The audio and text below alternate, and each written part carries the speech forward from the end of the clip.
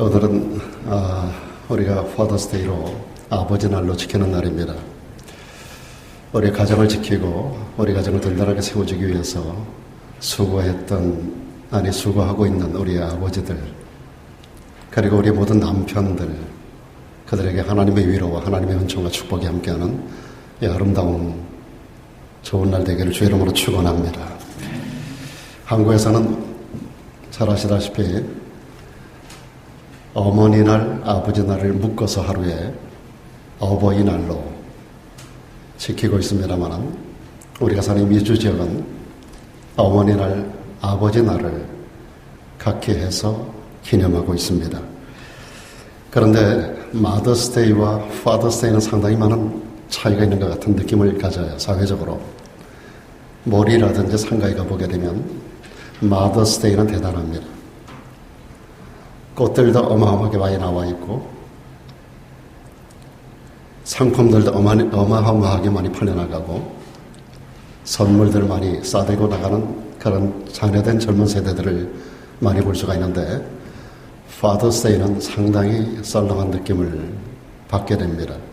제가 일부러 마더스데이에도 한번 나가보고 파더스데이 있기 며칠 전에도 몰을 한 번씩 쭉 다녀봅니다만 상당히 많은 분위기가 차이가 있는 것을 느끼게 됩니다.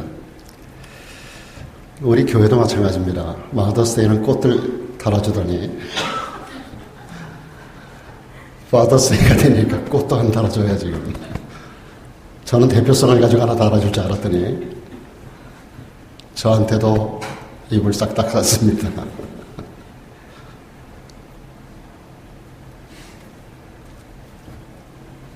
파더스데이의 이유에 대해서 여러 가지 알려진 설이 있습니다만, 그 중에 하나는 1909년에 미국 저 끝쪽에, 웨스트 저 끝쪽에 워싱턴주가 있죠. 워싱턴주에 소노라 스마트 다드라고 하는 여인이 있었는데요. 이 여인이 최초로 파더스데이를 시작했다라고 알려지고 있습니다. 소노라는 어느 어머니 주일 마더스데이에 교회에서 목사님과 설교를 듣고 있는 가운데서 어머니 희생에 대한 부분을 강조하는데, 생각을 해보니까 자기 아버지가 생각이 나는 거예요. 자기 아버지는 일찍이 아내를 잃었습니다. 그리고 자기를 포함한 5 자녀를 정말로 헌신적으로 양육하고 길러내면서 훌륭한 인물들로 성장하도록 그 아버지가 희생했던 그 지난 날들의 흔적들을 생각하면서 이 소노라가 어머니 날뿐 아니라 아버지 날도 있어야 되겠다라고 하는 그런 마음을 가지고 그가 최초로 자기 아버지의 생일이 6월 19일이었었는데요. 이날을 아버지 날로 정하여 자기 스스로 지키고 주변의 사람들에게 아버지 날도 지켜야 한다라고 하는 그런 이야기를 통해서 아버지 날을 처음으로 시작했었던 여인으로 알려져 있습니다. 파더스데이가 초기에는 주로 이제 교회들을 통해서, 그리고 YMCA 이런 곳에서 아버지를 기념하는 행사로 열리게 되었는데, 그러다가 1924년 미국의 켈빈 쿨리지 대통령 때 6월 셋째 주일을 아버지 날로 제정을 합니다. 그리고 2년 후 1926년에 뉴욕에서 아버지 날 위원회 파더스데이 커미티가 형성이 되고요. 그리고 1966년에 미 의회에서 이를 공식적으로 인정을 하게 됩니다. 그리고 최종적으로 1972년에 리처드 닉슨 대통령이 이날을 국가기념일로 정해서 오늘에 이르게 되었던 것입니다. 미국인들은 이날에 돌아가신 아버지를 생각하면서 돌아가신 아버지에게는 묘지를 찾아가서 하얀 색깔의 장미를 드리고, 생존에 계신, 살아계신 아버지에게는 빨간 장미를 드리는 전통을 가지고 있다고 합니다. 그리고 자녀들은 이날에 특별히 아버지를 모시고 외식하는 이런 것들이 일반적인 가정이 가지고 있는 그런 아버지 날을 지키는 모습입니다. 근데 한 걸음 나가서 파더스데이에 자기 아버지뿐만 아니라 시아버지에게도, 그리고 삼촌들에게도 그리고 할아버지에게도 평소에 아버지 같은 역할을 했었던 어른들과 주변 인물들을 생각하며 이날에 감사하는 날로 지키는 것이 일반적인 관례로 되어 있습니다. 자녀의 성장 과정에 있어서 아버지의 영향력, 아버지의 역할은 대단히 중요한 것입니다. 그런데 근래 들어와서 아버지의 권위가 많이 손상되어 있는 것을 전 스스로도 많이 느끼고 있습니다. 그렇게 된 이유가 있습니다. 1960년대 이후에 급격하게 전 세계적인 산업화로 인하여 아버지들이 소심하는 일에 내몰리게 되고, 그러다 보니까 가정을 살피기보다는 그 일에 많은 시간들을 빼앗기게 됩니다. 그러다 보니까 가정에 아버지의 역할을 할 수 있는 공간이 시간적으로 주어지지 않는 거예요. 아버지는 밖에 나가서 아내와 자녀들을 위한 돈벌이에 내어몰리게 되고, 그런 시간과 그 공간을 어머니가 차지하게 됩니다. 마땅히 아버지가 해야 될 일을 어머니가 하게 돼요. 그때로부터 어머니들의 역할이 커졌습니다만 아버지들의 권위가 점점 약화가 돼서 오늘에 이르게 된 것입니다. 이로 말미암아 사회 전반에 나타나는 것은 도덕성의 상실입니다. 걷잡을 수 없는 사회 문제들이 사회 가운데 퍼져나가게 되는 것입니다. 미국의 크리스토퍼 베이컨이라는 분이 이런 말을 했습니다. 미국의 아버지들이 가정에서 제 권위를 회복할 수만 있다면, 미국의 아버지들이 가정에서 자기 자리를 잡을 수만 있다면 세계의 굶주림을 없애지는 못할지라도 많은 가정들이 절대 빈곤 이하로 침몰하지는 않을 것이다. 아버지들이 가정에서 제 권위를 회복할 수만 있다면 중동 지역의 평화는 가져오지 못할지라도 거리의 깽단 소굴에서 자녀들은 보호할 수 있을 것이다. 아버지들이 가정에서 제 권위를 회복할 수만 있다면 인구 폭발을 완화시킬 수는 없을지라도 10대 임산모는 방지할 수 있을 것이다. 아버지가 제 위치를 찾을 때 청소년들의 범죄율은 낮아지게 될 것이다. 공감하십니까, 여러분? 아버지가 변하면 가정이 변합니다. 아버지가 바로 서는 가정은 가정이 아름다워집니다. 가정이 아름다워지면 사회가 아름답게 변화가 되는 겁니다. 아버지가 얼마나 중요한가. 그러므로 오늘날 이 시대에 급선무가 있다면 가정에서 아버지 역할을 회복하는 일입니다. 가정 밖에서는 누군가가 아버지가 할 수 있는 일들을 대신해 줄 수 있는 사람들은 얼마든지 있습니다. 그러나 가정 안에서는 아버지가 할 일은 아버지가 해야만 되는 거예요.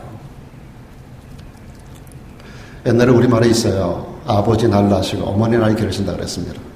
어머니가 배가 나오고 배가 아프고 그래서 아이를 낳는 게 아니라 아버지가 자식을 낳는다는 거예요. 여러분, 자식의 성장 과정에서 아버지 역할이 얼마나 중요한가 하는 것을 이야기해 주는 것입니다. 그러므로 가정 안에서 아버지 역할은 누구도 대신해 줄 수 없는 아주 중요한 독특한 위치를 차지하고 있는 것입니다. 아버지가 무너지면 가정이 무너집니다. 가정이 무너지면 사회가 멍들어 버리고 마는 겁니다. 그래서 가정에서 아버지 역할을 바로 찾을 때 가정도 바로 설 수 있고 사회도 든든하고 건강한 사회를 유지해 나갈 수가 있는 것입니다. 그러므로 우리 아버지들은 아버지 역할을 바로 하는 아버지다운 아버지가 되기를 힘써야 할 것입니다. 그래서 아버지다운 아버지의 모습이 어떤 모습일까? 성경적으로 오늘 본문 말씀 가운데 세 가지를 여러분과 더불어 함께 생각해 보고자 합니다. 첫 번째로 오늘 말씀 속에 강조하는 게 있습니다. 아버지는 가정의 머리라고 하는 것을 강조하고 있습니다. 오늘 본문 3절에 보니까 이런 말씀이 있습니다. 나는 너희가 알기를 원하노니 각 남자의 머리는 그리스도요 여자의 머리는 남자요 그리스도의 머리는 하나님이시니라. 여러분이 굉장히 중요한 표현입니다. 저를 좀 보세요. 여자의 머리는 남자, 남자의 머리는 그리스도, 그리스도의 머리는 하나님이라는 겁니다. 여러분, 그리스도와 하나님은 동등하신 분입니다. 남편과 아내가 동등한 위치에 있다라고 하는 것입니다. 그러면서도 굉장히 중요한 원리가 있습니다. 이것은 질서를 이야기하는 겁니다. 남편과 아내의 동등함을 표현해 주고 있는 것인데, 여러분, 여자의 머리가 남자라고 해서 이게 차등을 두는 게 아니에요. 그리스도의 머리가 하나님이거든요.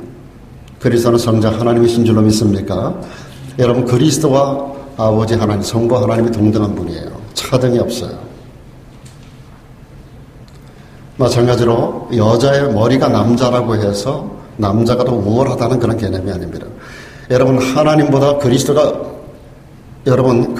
더 못하거나 하나님이 그리스도보다 더 우월하다거나 성경 그런 개념으로 말하지 않아요. 그리스도와 하나님은 동등하신 분입니다. 가정 안에서도 여자의 머리가 남자라고 해서 남자가 여자보다 우월하다는 그런 개념이 아니에요. 여자가 남자보다 부족하다는 그런 개념이 아니에요. 이것은 하나의 질서를 위해서 여자의 머리가 남자요, 남자의 머리가 그리스도요, 그리스도의 머리가 하나님이라고 하는 아주 중요한 원리를 사도 바울이 우리들에게 가르쳐주고 있는 것입니다. 가정의 질서가 바로 하나님의 창조 질서라고 하는 그런 표현입니다. 성경은 아내들에게 이렇게 말씀합니다. 아내들이여 자기 남편에게 복종하라 그랬어요. 어떻게 복종하라? 어떻게 복종하라? 죽게 하듯 하라. 여러분, 주님에게 이유가 있습니까? 주님 앞에서는 완전한 복종밖에는 없습니다. 우리는 주님의 뜻을 날마다 묻습니다. 주님의 지시와 주님의 인도 앞에 전적으로 우리는 따라갈 뿐입니다. 분명히 사도 바울은 말합니다. 아내들이여 자기 남편에게 죽게 하듯 복종하라. 이는 남편이 아내의 머리됨이 그리스도께서 교회의 머리됨과 같음이라. 아내들에게 남편에게 복종하는 것이 하나님의 창조 질서라고 말씀하는 것입니다. 그래서 예수님도 어떻게 했습니까? 죽기까지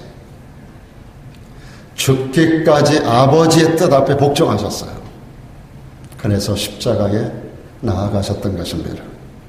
여러분 잘 아시는 대로 겟세마네 동산의 기도 가운데 보면 예수님께서 할 수만 있으면 이 잔을 내게서 물러가게 해달라고 당신의 생각을 말씀드렸습니다. 아버지께 나아가서 3번에 걸쳐 마지막으로 기도하는 그 겟세마네 동산의 기도 가운데서 주님은 아버지께 아버지여 할만하시거든 이 잔을 내게서 물러가게 하옵소서. 이 잔은 고난의 잔이며 십자가를 지는 일입니다. 할 수만 있으면 내가 십자가를 지지 않게 하옵소서. 달리 다른 방법이 없겠습니까, 아버지요? 달리 다른 방법으로 구원할 수는 없겠습니까? 내가 죽어야만 하는 것입니까? 그러면서도 선명하게 아버지의 뜻을 아셨던 예수님은 당신이 죽음으로 십자가를 지심으로만 인류를 구원할 수 있다라고 하는 사실을, 그것이 아버지의 뜻임을 아시는 주님은 마지막으로 이렇게 기도하십니다. 그러나 내 뜻대로 마시고 아버지의 뜻대로 되기를 원하나이다. 한 번으로 내 뜻을 꺾기가 어려워서 2번째 나가 기도하십니다. 그래도 내 뜻이 안 꺾이니까 3번째 나가서 기도하셨어요. 그리고 완전히 아버지 뜻 앞에 복종하셨어요. 그리고 십자가를 치러 나가신 것입니다. 이것이 바로 질서를 이야기하는 겁니다. 아버지보다 절대 부족하지 않으신 그리스도께서 아버지의 뜻 앞에 당신의 뜻을 내려놓고 복종하는, 이것이 창조 질서라는 거예요. 가정에서도 마찬가지입니다. 아내와 남편을 주신 이유, 여자와 남자를 구별하신 이유, 다른 게 아닙니다. 가정에는 질서가 있어야 돼요. 주님께서 그런 원리로 그리스도와 아버지와의 관계를 이렇게 엮어서 아내와 남편의 관계로 엮어 말씀하시면서 여자의 머리가 남자요, 남자의 머리는 그리스도요, 그리스도의 머리는 아버지시라고 하나님이시라고 말씀해 주신 것입니다. 여러분, 하나님 말씀에 어긋나는 일이 아니라면 남편의 말에 순종할 줄 아는 아내들이 되어지면 좋겠습니다. 남편에게도 부족한 점이 많이 있습니다. 남편에게도 죄성이 많고 남편에게도 약한 부분도 있고 부족한 부분이 많죠. 그럼에도 불구하고 아내는 남편에게 복종하는 것이 성경의 가르침입니다. 가정에서 이런 남편의 권위가 성경적 원리 위에 세워질 때 가정은 건강성을 회복할 수가 있다라고 하는 것입니다. 그뿐 아니라 아버지는 가정의 대표자로 하나님이 세워주셨다는 사실입니다. 오늘 본문 4절 5절에 이런 말씀이 있습니다. 무릇 남자로서 무엇을 쓰고 기도나 예언을 하는 자는 그 머리를 욕되게 하는 것이요 무릇 여자로서 머리에 쓴 것을 벗고 기도나 예언을 하는 자는 그 머리를 욕되게 하는 것이니 이는 머리 민 것과 다름이 없음이니라. 이런 말씀하셨어요. 사도 바울은 예배 시간에 여자들은 머리에 수건을 쓰고 남자는 수건을 쓰지 말라고 말하는 겁니다. 이것은 오늘날까지 이어져 오는 전통이 아닙니다. 이것은 그때 당시 관습이에요. 어떤 관습입니까? 여자가 머리에 수건을 쓰는 것은 남성의 권위를 인정하는 표였었습니다. 나는 남편이 있다라고 하는 표예요. 내 남편의 권위 앞에 나는 복종한다라고 하는 그런 의미를 가지고 있는 것이 머리에 수건을 쓰는 것이었던 것이죠. 그러므로 이 말씀은 교회의 질서를 유지하기 위한 가르침이었던 것입니다. 그럼 왜 남자는 머리에 수건을 쓰지 말라 했을까요? 오늘 본문 7절에 보면 남자는 하나님의 형상과 영광이라 그랬습니다. 남자는 하나님의 형상과 영광이기 때문에 머리에 수건을 쓰는 게 아니라고 말씀하고 있어요. 그리고 여자는 남자의 영광이기 때문에 수건을 써야 된다는 겁니다. 남자는 하나님의 형상과 영광이라고 하는 이것이 뭘까요? 남자는 피조물 중에 최고의 주권을 가진 존재로 하나님 만드셨다는 것이고 그래서 이 남자는 하나님께 순종함으로 하나님의 영광을 나타내는 존재라고 하는 의미를 가지고 있습니다. 사랑하는 남성도 여러분, 남자 성도 여러분, 아버지 여러분, 여러분도 하나님 앞에 나의 주권을 내려놓고 순종하는 성도가 되기를 축원합니다. 그것을 통해서 하나님의 영광이 드러나는 것입니다. 마찬가지로 여자는 남자의 영광이라고 하는 것이 같은 의미예요. 여자는 남자에게 순종함으로 그것을 통하여 하나님의 영광을, 남편의 영광을 나타낼 수 있다라고 하는 것을 표현해주고 있는 것입니다. 여러분, 남편들을 존귀하게 하기를 원하십니까? 아내들이요. 남편이 존귀한 자가 되기를 원하시죠? 영광스러운 자가 되기를 원하시죠? 남편에게 절대적으로 복종하라는 겁니다. 우리가 남자들이 하나님 말씀에 복종함으로 하나님의 영광이 나타나듯이 여인들은 남편의 말에 복종함으로 남편을 영화로운 자로 세울 수 있다고 하는 것입니다. 사실 남자의 영광은 여자를 통해서 나타나게 되어 있어요. 여러분, 아내가 남편을 무시하고 남편을 우습게 알면 다른 사람들이 내 남편을 무시하고 우습게 한다는 거 아셔야 돼요. 그런데 아내가 남편을 존귀히 여기면 또 다른 사람이 내 남편을 존귀히 여기는 것입니다. 남자의 영광은 여자를 통해 나타나도록 하나님 그렇게 프로그램을 해놓으신 거예요. 그런 의미에서 여자는 남자를 높여주는 존재로 그리고 돕는 배필로 만들어 놓으셨어요. 그래서 오늘 본문의 9절에서 바울이 이렇게 말합니다. 남자가 여자를 위해 지음받은 게 아니다. 여자가 남자를 위하여 지음을 받았다고 그랬습니다. 그렇다면 사도 바울이 남자와 여자를 차별하는 거 아닌가? 하나님은 남자와 여자를 차별하여 지으신 거 아닌가라고 하는 질문을 던질 수 있습니다. 그런데 그런 의미가 아닙니다.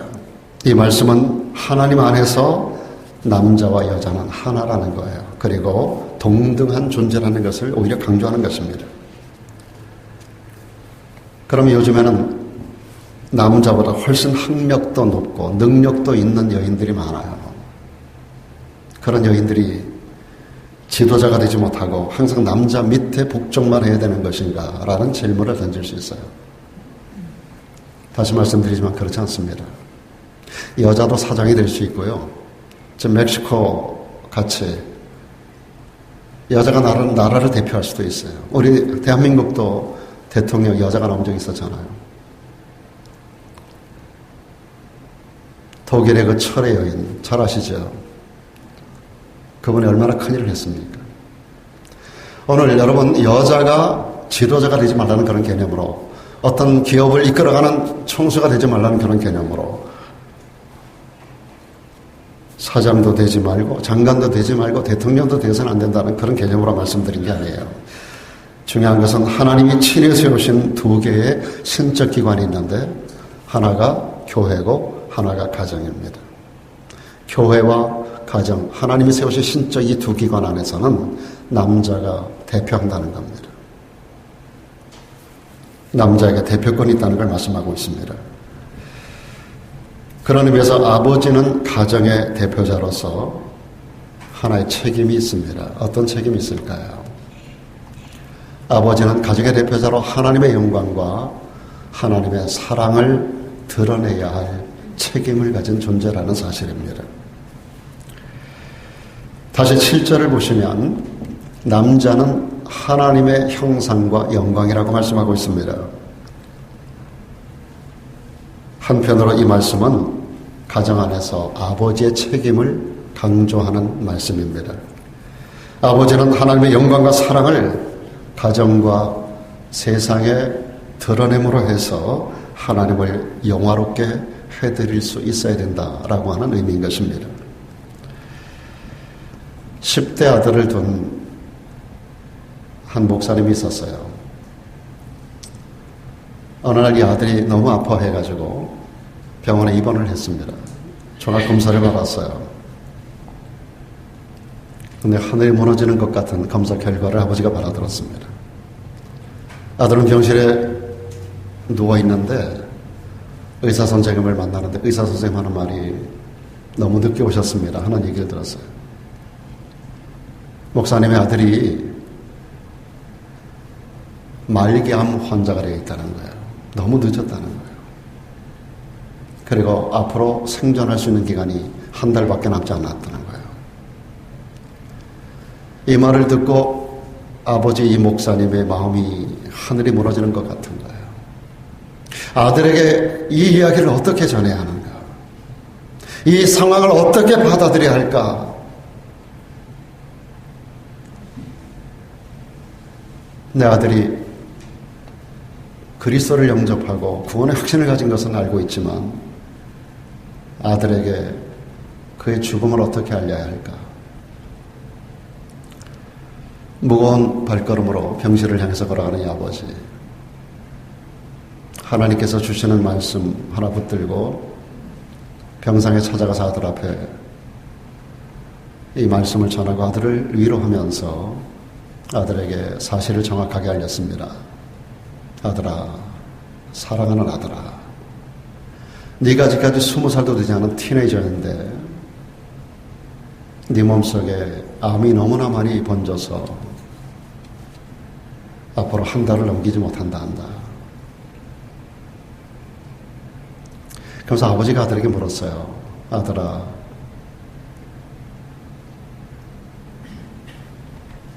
아버지는 네가 구원받은 하나님의 자녀인 것을 알지만 오늘 네가 예수님을 만날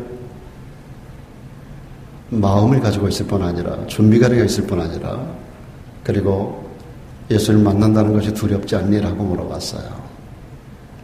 그럴 때 아들이 아버지 손을 붙들고 하는 말,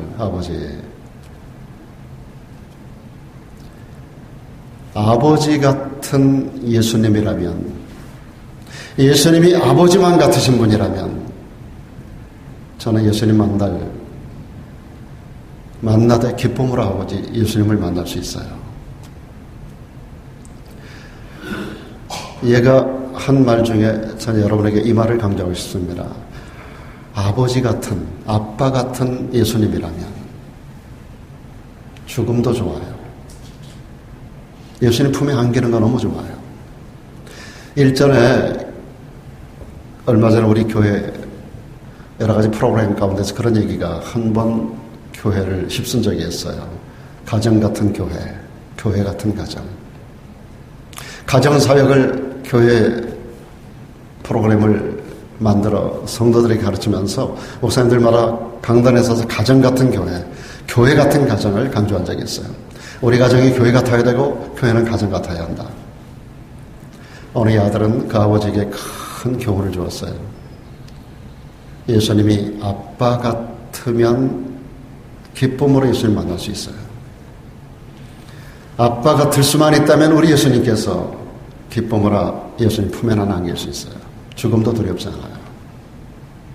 이 말은 뒤집어 놓고 보면 그 아빠가 평상시에 어떤 삶을 살았는가 하는 것을 잘 이야기해 주는 것입니다. 오늘 여기서 말씀하고 있는 돼지가 뭐예요? 하나님의 영광과 사랑을 나타내는 자, 그가 바로 아버지여야 되고, 아버지는 가정의 대표자일 뿐만 아니라 하나님의 영광과 사랑을 드러낼 책임을 가진 존재라는 거예요. 아버지 같은, 아빠 같은 예수님이라면 오늘 죽는 것도 두렵지 않아요. 아버지는 삶을 통해서 자녀들에게 하나님을 보여줄 수 있어야 하고, 아내에게 하나님을 보여줄 수 있는 존재가 되어야 합니다. 한국의 한 시골에 농사를 짓는 한 가난한 아버지가 있었습니다. 이 아버지는 난 놓고 기억자도 모르는, 초등학교도 다녀본 적이 없고 저 시골에서 조그마한 소작농으로 아들 하나를 낳아서 아들을 키우는데, 이 아들만큼은 자기가 공부하지 못한 한을 풀기 위해서 대도시로, 큰 도시로 보내가지고 거기서 공부를 시켜야 되겠다고 생각해서 이 소작농, 별로 농사를 져도 크게 농사 짓지 않는 이런 분이 있을 수 있는 모든 돈을 끌어모아가지고 이 아들을 큰 도시로 중학교를 보냈어요. 근데 이 아들이 도시로 가기 싫은데 억지로 아빠가 너 공부 열심히 하고 훌륭한 사람이 돼야 된다라고 하는 그 말을 듣고 가서 그곳에서 그냥 망나니처럼 첫 학기를 거의 공부도 하지 않고 성적표를 받아들었는데 클래스가 68명인데 68등을 했어요. 68등. 이제 방학이 돼가지고 집에 돌아가서 아버지 앞에 이 성적표를 내놓아야 하는데 기가 막힌 거예요. 68명 중에 68등 꼴등을 했으니. 근데 아빠가 공부를 하지 못한 분인 거, 글을 모르는 분인 걸 알고 거기다가 어떻게 고쳐가지고 68등을 1등 한 것으로 고쳤어요.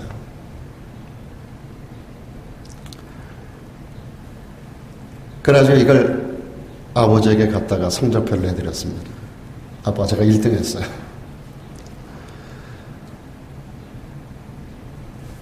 도회지로 보내서 공부하는 아이가 돌아왔다는 소식을 듣고 동네 사람들이 다 모여왔습니다. 뭐 요즘 같은 때하고 아주 다른, 아주 옛날 얘기예요.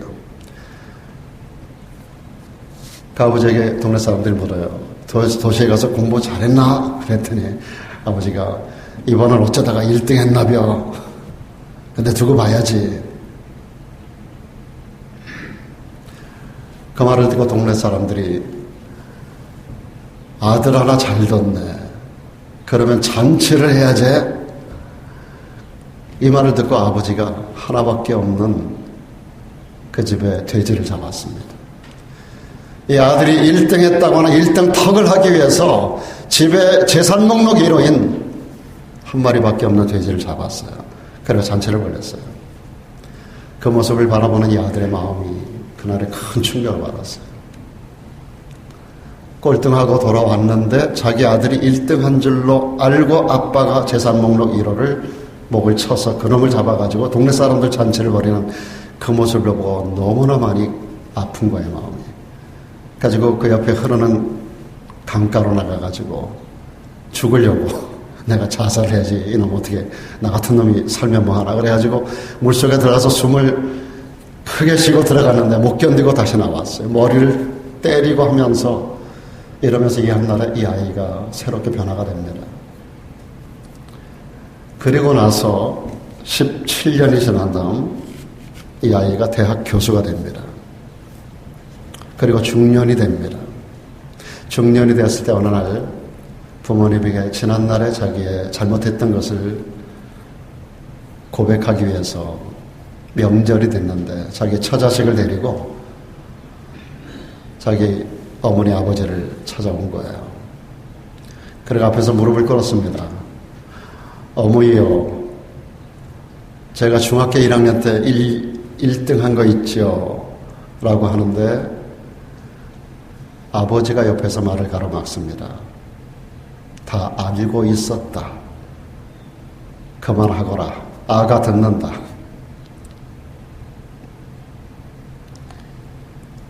네 아이들이 듣는 창피한 이야기 하지 말거라. 아버지는 다 알고 있었다.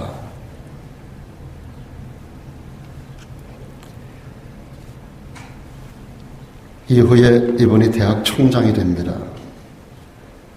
그 대학 총장이 된 이 아들이 지난달에 아버지를 회고하면서 이렇게 글을 썼습니다. 자식의 위조한 성적을 알면서도 재산 목록 1호인 돼지를 잡아 잔치를 하신 아버지의 깊은 마음을 박사가 되고 교수가 되고 대학 총장이 된 나는 아직도 그 아버지의 마음을 알 수가 없다. 이것이 바로 하나님 아버지의 마음입니다.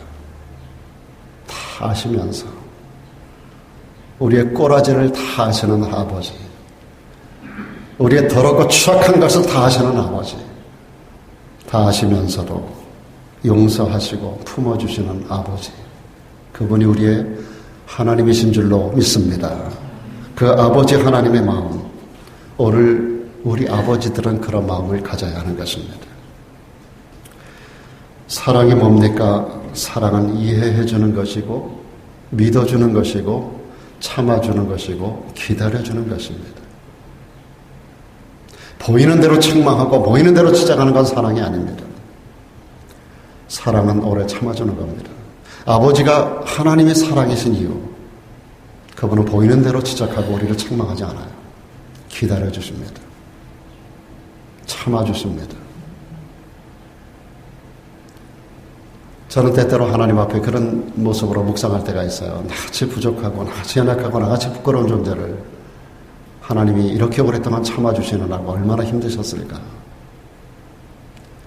나같이 게으르고 나같이 못나고 나같이 부족한 자를 쓰시기 위해서 얼마나 우리 하나님께서 오랫동안 참으시고 오늘까지 인도해 주셨는가. 좀 더 분발해야 되지 않나. 좀 더 열심을 다해야 되지 않겠나. 좀 더 최선을 다해야 되지 않나. 그런 도전을 저 자신에게 던질 때가 있어요. 우리의 아버지 하나님은 오래 참으시는 하나님이에요. 그러므로 당신의 사랑을 완성해 가시는 하나님이에요. 그래서 저도 구원받을 수 있고 여러분도 구원받을 수 있고 멀쩡하게 세상을 살아갈 수 있는 줄로 믿습니다. 오늘 우리가 죄를 얼마나 많이 짓고 삽니까? 거짓을 얼마나 많이 생각하고 계획하고 말합니까? 하루에도 몇십 번, 몇백 번씩 거짓을 생각하지 않습니까? 그럼에도 불구하고 오래 참으시고 기다려주시는 아버지. 비록 자녀가 부모 기도에 못 미치고 부모 말을 안 듣는다 해도 하나님 아버지의 마음을 가지고 자녀를 이해하고 믿어주고 오래 참고 인내하는 것, 이런 사랑은 위대한 힘을 가지고 있는 것입니다. 오늘 아버지 날을 맞아서 우리 아버지들은 아버지다운 아버지, 그런 참모습을 회복하는 그런 자리가 되기를 주님의 이름으로 축원합니다. 이를 위해서 아내들은 남편을 존경하고 존중히 여기는 그런 마음으로 우리 마음을 새롭게 장착하여 이 자리를 떠나시기 바랍니다. 우리 아버지를 사랑하는 자녀들은, 내 남편을 사랑하는 아내들은 정말로 왕처럼 존귀한 존재로 인정해드리고 격려해드리고 존경해드리고 존중히 여기는 그러한 아내들이 되시고 자녀들이 되어지기를 바랍니다. 아버지가 바로 서면 가정이 섭니다. 아버지가 변하면 가정이 변합니다. 그러면 사회는 아름다워지고 국가가 아름다워지고 세계가 아름다워지는 것입니다. 우리 가정들이 하나님의 창조 질서 위에 세워진 천국 같은 아름다운 가정들로 세워져 나가는 일이 여러분 아버지들의 손에 달려 있고 어머니들의 격려에 달려 있습니다. 기도하시겠습니다.